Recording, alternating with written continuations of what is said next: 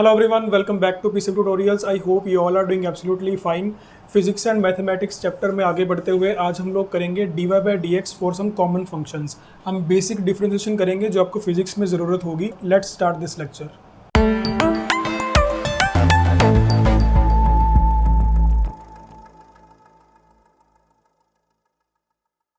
Differentiation होती क्या है, बेसिक्स आपको एक हिंट देना चाहता हूँ। जैसे कि हमारे पास dy बाई डी एक्स लिखा हुआ है।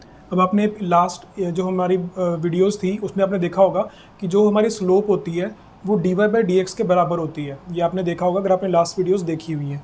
और एक्चुअली में क्या होता है कि हमारे पास कुछ इक्वेशन होती है। सपोज़ कि y is equal to x plus two लिख दिया मैंने, या हम ऐसे करते हैं कि y is equal to 2x लिख देते हैं। ये एक बेसिक सी इक्वेशन मैंने लिखी। जब मैं इसको प्लॉट करूँगा ना 1 2 3 4, यहाँ पर आएगा 1, यहाँ पर 2, यहाँ पर 3, यहाँ पर 4, और 1 2 3 4 5 6। ये मैं आपको सिर्फ एक बेसिक आइडिया देना चाह रहा हूँ कि dy बाई डी एक्स होता क्या है। अब देखो, अगर मैं x को 1 पुट करूँगा तो y 2 आएगा, x को 1 पुट किया तो y 2 आया, x को 2 पुट करेंगे तो y 4 आएगा, ये यहाँ पर आएगा। ठीक है, x को 3 पुट करेंगे तो y 6 आएगा। इसका मतलब कि ये पॉइंट यहाँ पर कहीं पर आएगा। तो देखा जाए तो ये ग्राफ हमारा स्ट्रेट लाइन बन गया। ठीक है, आप इसको अच्छे से प्लॉट कर लेना। तो ये ग्राफ हमारा स्ट्रेट बन गया।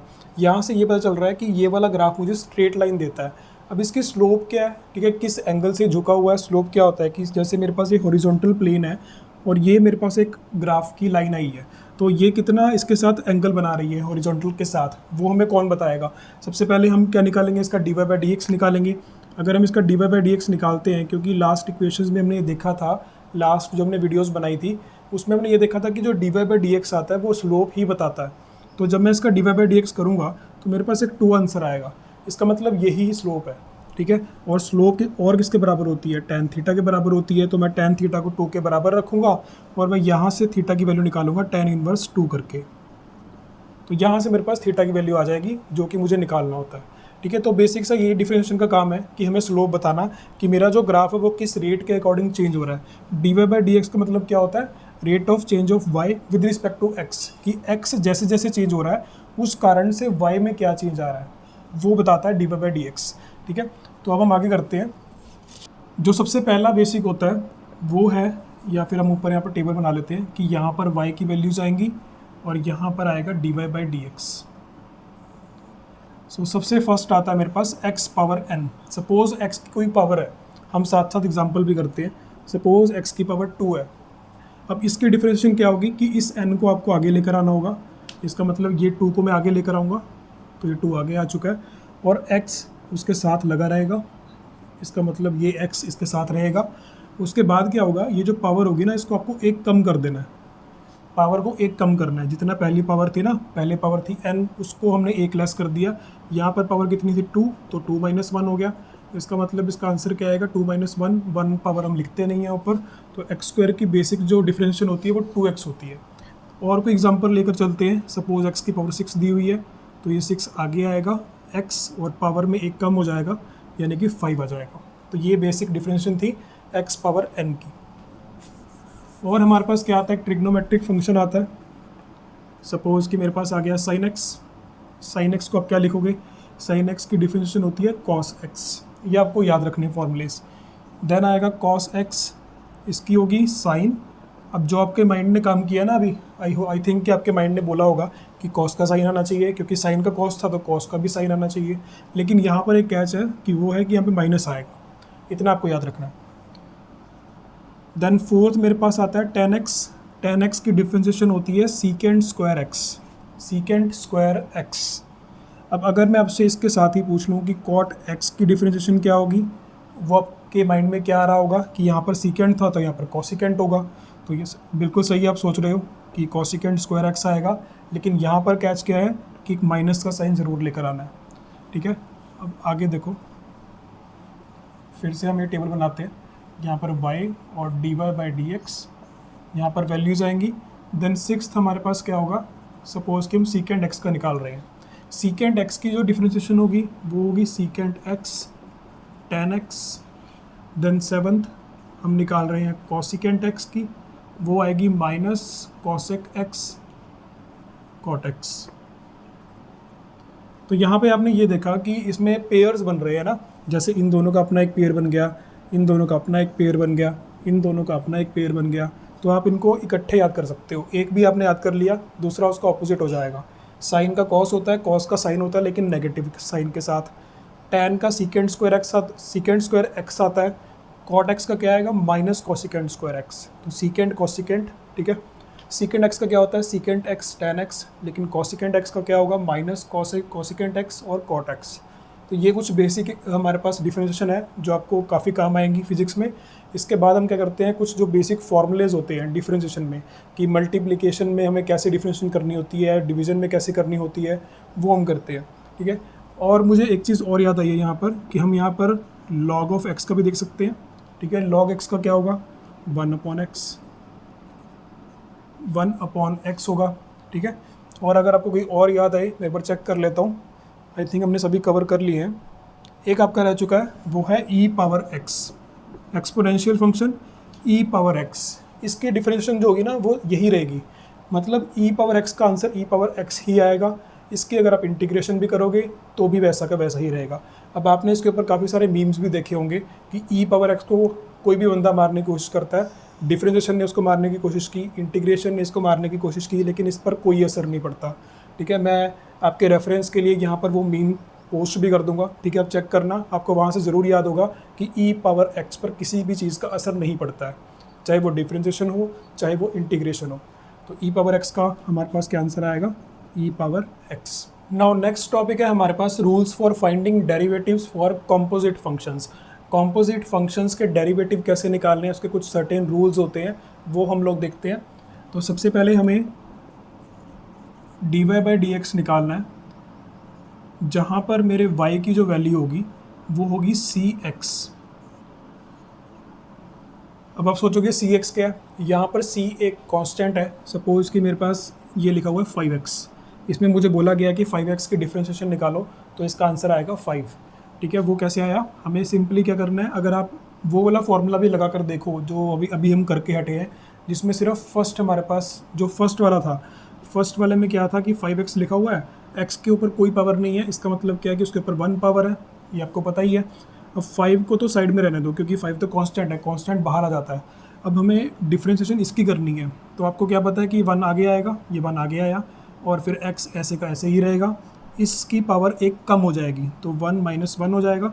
इसका मतलब क्या हुआ, 5.1 x पावर 0 हो गया। और एनीथिंग रेज टू पावर 0 क्या होता है, 1 होता है, तो यहाँ पर आएगा 5.1.1, इसका मतलब आंसर आ गया 5। तो इतना सब कुछ करने से अच्छा आप सिंपली याद ही कर लो कि हमारे पास अगर x के साथ या जो वेरिएबल है, वेरिएबल के साथ जो भी कॉफिशिएंट होगा, अगर हम उसकी डिफरेंशिएशन कर रहे हैं तो जो कॉफिशिएंट है वही उसका आंसर होगा, ठीक है। तो यहाँ पर cx है, यहाँ पर हम लिख देते हैं वेयर c इज़ कांस्टेंट। जहाँ पर c एक कांस्टेंट होगा तो वहाँ पर हमारा आंसर क्या आएगा, वही कांस्टेंट हमारा आंसर आ जाएगा जो कि c होगा।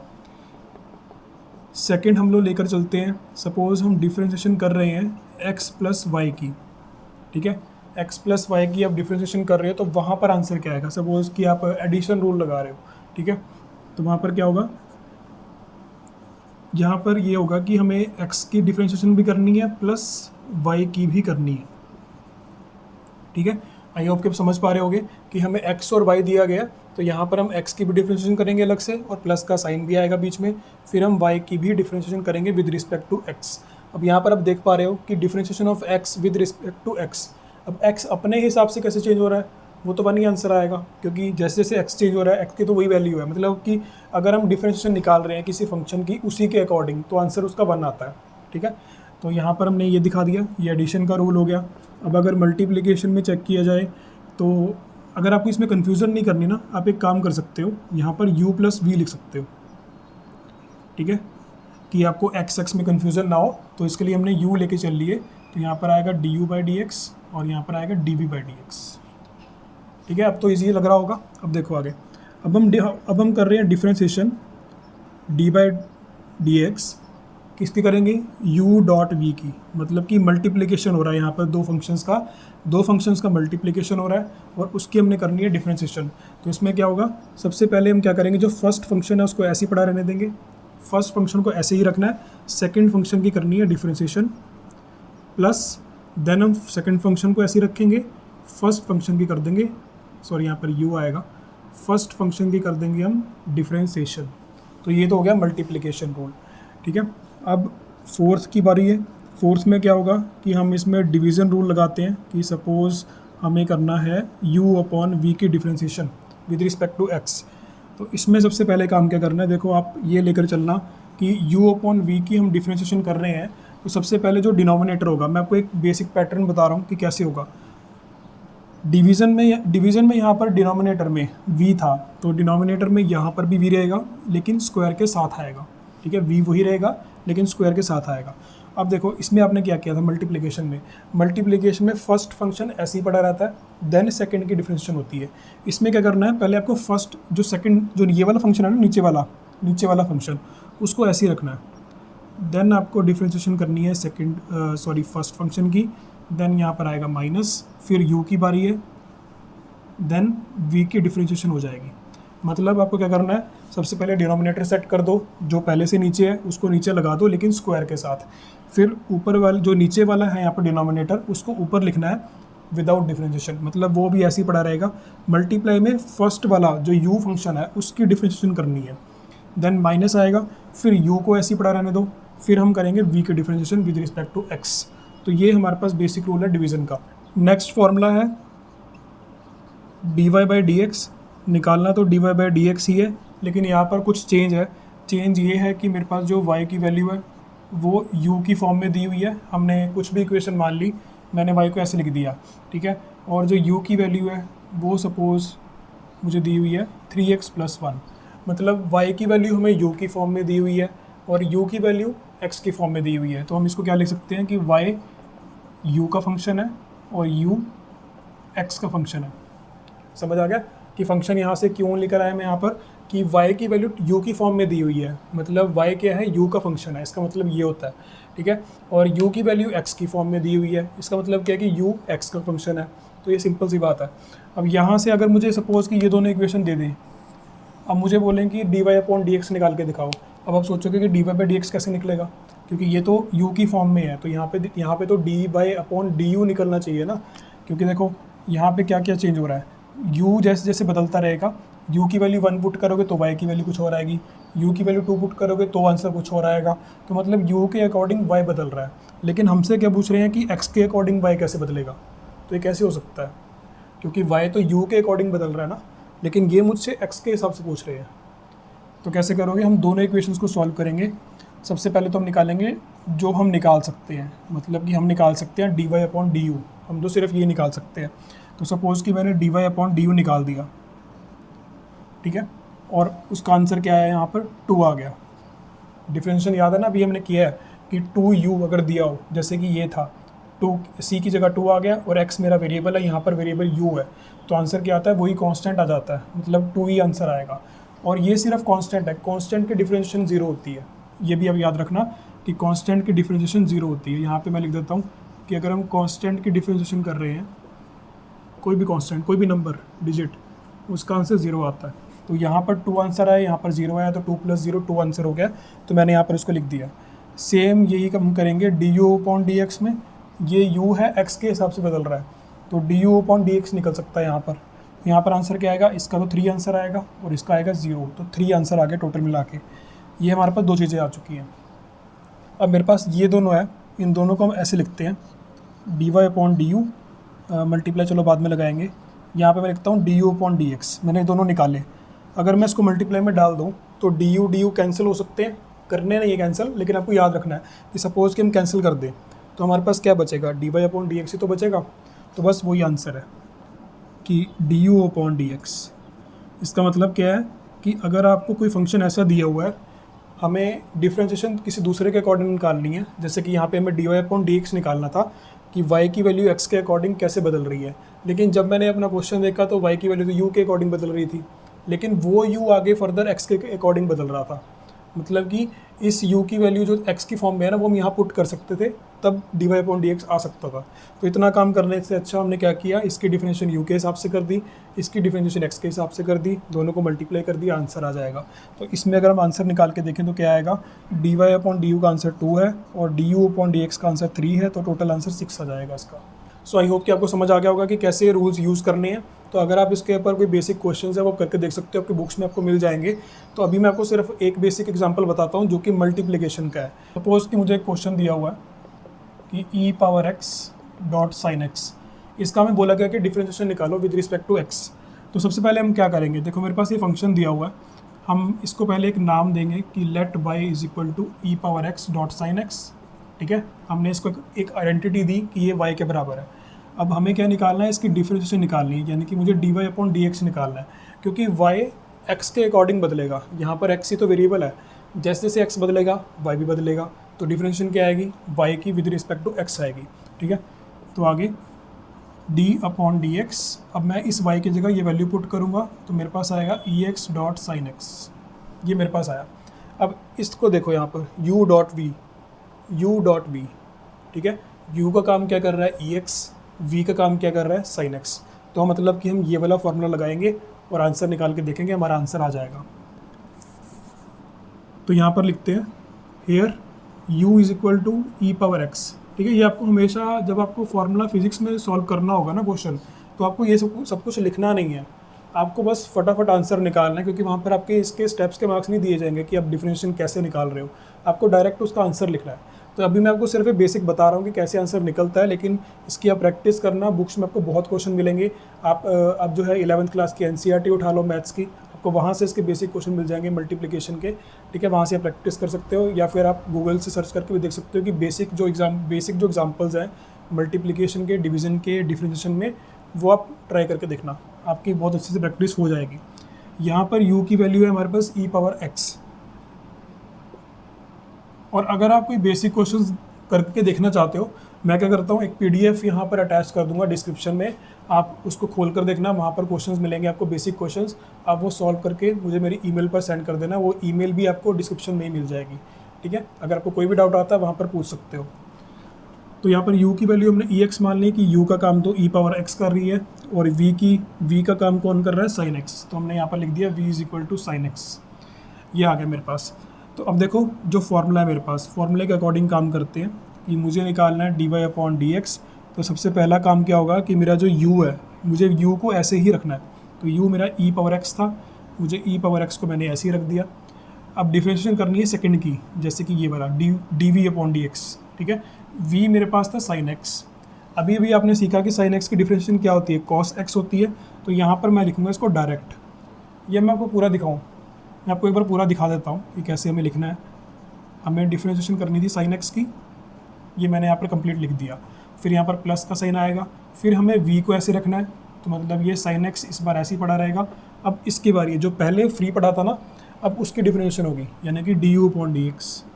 तो यहाँ पर ये लिख दिया हमने e⁻x की डिफरेंशिएशन। अब इसका आंसर क्या आएगा,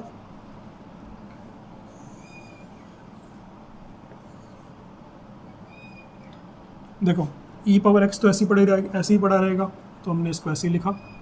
sin x की डिफरेंशिएशन क्या होती है, cos x, फिर प्लस का साइन आया, sin x ऐसे ही पड़ा रहेगा, डॉट e⁻x की डिफरेंशिएशन क्या होगी, e⁻x ही होगी।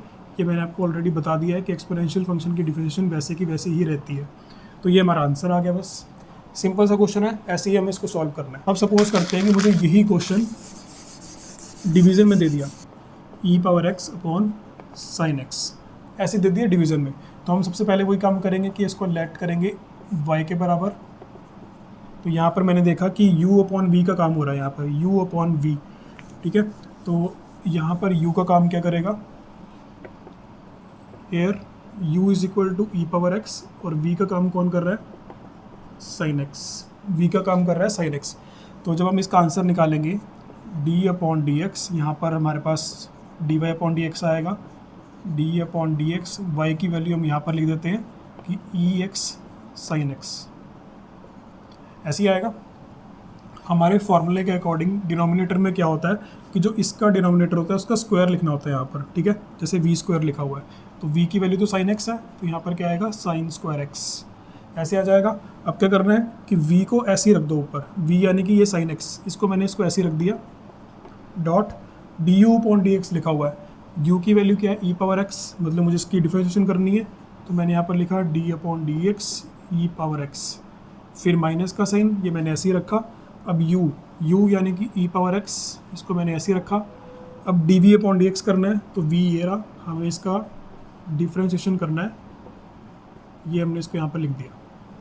अब सिंपली क्या करना है, बस आंसर लिखने हैं हमने, साइन एक्स आएगा, डॉट ई एक्स की डिफरेंशिएशन क्या होती है with respect to X, same ही रहती है E power X, then minus E power X, dot sine X की डिफरेंशिएशन क्या होती है कॉस एक्स, अपॉन में आ जाएगा साइन स्क्वायर एक्स। तो ये मेरे पास इसका आंसर आ गया। तो इजी था, बस आपको फार्मूला याद रखना है, फार्मूला को अप्लाई करना है, बहुत इजी रहेंगे आपके क्वेश्चन सॉल्व करने। सो आई होप कि आपको समझ आया होगा। So that's all for today. आपको मैंने सिर्फ आज यही रूल्स ही बताने थे। सो नेक्स्ट वीडियो में हम स्टार्ट करेंगे maxima and minima. Thank you for watching this video.